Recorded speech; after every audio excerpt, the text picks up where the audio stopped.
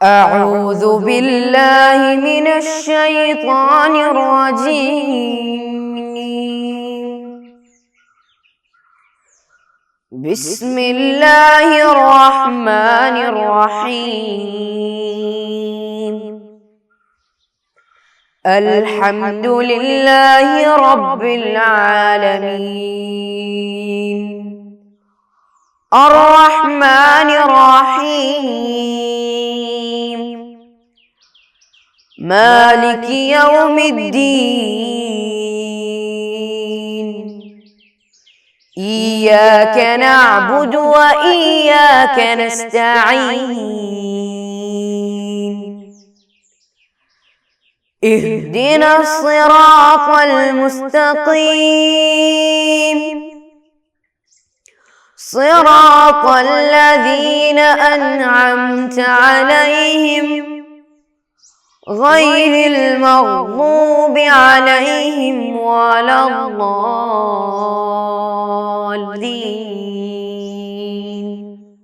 آمين. अस्सलाम वालेकुम वरहमतुल्लाहि वबरकातुह। प्यारे बच्चों, अभी हम बोल रहे हैं कि अब्बासिया खिलाफत के ज़माने में और कौन कौन हुकूमत में थे, और कौन कौन बोले तो हम इस्लामी तारीख़ देखें तो वहाँ पे बताएंगे खुलफ़ा राशिदीन थे, फिर उनके बाद अमविया थे, और उसके बाद अब्बासिया थे, ऐसे बताएंगे। लेकिन ये ऐसे अब्बासिया थे, अमविया सब बताने के साथ ही साथ मुस्लिम लोग, मुसलमान लोग दुनिया के बहुत जगह पे रहते थे, और इस्लाम भी बहुत जगह पे फैल रहा था। और बस अब्बासी लोग नहीं, उन्हीं का खिलाफत के ज़माने में दूसरे जगहों पे मुसलमान भी पहुँच गए थे। जैसे कि हम बताए मोरक्को के बारे में, मोरक्को में पहले उक़बत बिन नाफ़िर रज़ियल्लाहु अन्हु पहले से ही वो पहुँचे थे। तो ऐसे तो दूसरी जगह पे, जैसे कि आलम तो बहुत बड़ा है, तो जितना मुसलमान लोग हैं सबका खलीफा एक ही बने नहीं, तो हर जगह एक ही खिलाफत अब्बासी का लोग ही जाके पकड़ सके, ऐसे तो कभी नहीं हो सकता। इसलिए हम बताएंगे अहद अब्बासिया में, यानी अब्बासी लोग जब हुकूमत में रहते हैं, इसी वक्त दूसरे जगहों पे और भी ख़ानदान के लोग और भी लोग दूसरे लोग ये हुक्म चला रहे थे। वैसे हम दो तीन जगह के बारे में बताए, और हम फातिमी के बारे में बोले थे। और इसी के साथ आज हम बताएंगे सलाहुद्दीन अय्यूबी के बारे में। अच्छा, तो सलाहुद्दीन अय्यूबी इसीलिए मशहूर है कि वो बैतुल मुक़द्दस को ईसाई लोग से पकड़ लिए थे। तो बैतुल मुक़द्दस किधर है? आज के फ़लस्तीन में, आज के फ़िलिस्तीन में है। तो ये फ़िलिस्तीन बहुत पहले से ही ऐसे वहाँ पे ऐसे मुश्किलात हो रही है, क्योंकि कुदस कहते हैं इसको, पाक जगह है। ईसाई लोग को पाक जगह है, और यहूदी लोग को पाक जगह है, मुसलमानों को भी पाक जगह है। तो वहाँ पे पहले मुसलमान लोग कब्ज़ा लिए थे, लेकिन उसके बाद फिर भी ईसाई लोग उसको वापस पकड़े। तो यह कुदस के लिए बहुत बार मुसलमानों और ईसाई के लोग जंग में आए हैं। ऐसा हज़रत सलाहुद्दीन अय्यूबी के बारे में आज हम बताएंगे वो कैसे थे और वो कैसे हुकूमत में आ गए। तो देखिए, ईसाइयों ने बैतुल मुक़द्दस को कब्ज़ा किया था। उस वक्त मोसिल, हलब वगैरह में नूरुद्दीन ज़ंगी के तहत दौलत ज़ंगिया थी। नूरुद्दीन ज़ंगी की दौलत ज़ंगिया थी। मिस्र के फ़ातिमिया अमीरों ने जो इख्तिलाफ़ात में मसरूफ़ थे, नूरुद्दीन ज़ंगी से मदद तलब की, तो उन्होंने सलाहुद्दीन अय्यूबी और उनके चचा شیر کو کی قیادت میں ایک لشکر کو بیت المقدس میں عیسویوں کو روکنے کے لیے بھیجا۔ تو ادھر کیا ہوا، ہم بتایا کہ فاطمیہ کے جو خلفاء لوگ تھے وہ لوگ پہلے سے ہی اختلافات میں مصروف تھے، اس لیے وہ لوگ خود مل کے یہ عیسوی کے جو جنگ آ رہے ہیں ان کو کچھ بھی نہیں کر پایا، اسی لیے فاطمی کے لوگ زنگی سے، یہ زنگیہ ہم بتائیں زنگی خلاف، تو نورالدین زنگی سے مدد پوچھے تو کیا ہو گیا، صلاح الدین ایوبی کو اور چچا شیرکو کو، یہ دو لوگ کی قیادت میں ایک اچھا لشکر کو وہاں بھیج دیا، کس لیے مصر میں بھیج دیا، کیونکہ یہ لوگ مصر جا کے نہیں تو فلسطین جا کے قدس پکڑنے کی کوشش کرے، یعنی عیسوی لوگ کے خلاف جنگ میں آنے کے لیے۔ تو ایک لشکر بیت المقدس میں عیسویوں کو روکنے کے لیے بھیجا۔ بیت المقدس میں بولے تو وہی ہے قدس، نہیں تو فلسطین، یہ سب ہم بتائیں۔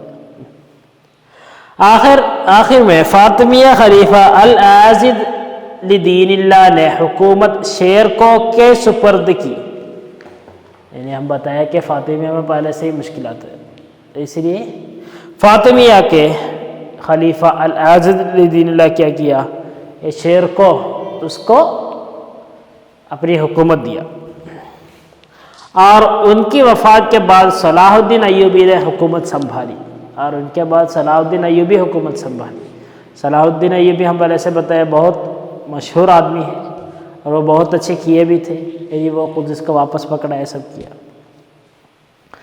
اور یہ سب ہونے بعد یعنی فاطمیہ کے لوگ اصل میں وہاں ہو جانے والے تھے، کیونکہ ابھی یہ حکومت کس کے پاس پہنچ جا، صلاح الدین ایوبی کے پاس پہنچ جا، تو انہوں نے اعلان کیا کہ فاطمیہ خلافت ختم ہو گئی ہے، انہوں نے اعلان کیا فاطمیہ خلافت ختم ہو گیا ہے، اور ہجرہ 567 میں مصر عباسیہ حکومت میں آ گیا، اور اس کے بعد عربی آگے جا کے مصر پھر بھی عباسیہ خلافت میں ہی آ گیا۔ اور نورالدین زنگی کی وفات کے بعد عیسائیوں نے کئی علاقے قبضہ کر لیے، اس وقت صلاح الدین ایوبی نے وہیں پر لشکر کشی کی، شام ان کے قبضے میں آ گیا، یعنی یہ عیسوی لوگ اسی وقت بار بار آ کے مسلمانوں کے اوپر حملہ کر رہے تھے، اور وہ لوگ پکڑتے رہے تھے مسلمانوں کے جگہ سب، ویسے ایک جگہ پکڑ رہا ہے، لیکن صلاح الدین ایوبی جا کے ایک جگہ ان لوگوں کے ہاتھ سے واپس لے رہا تھا،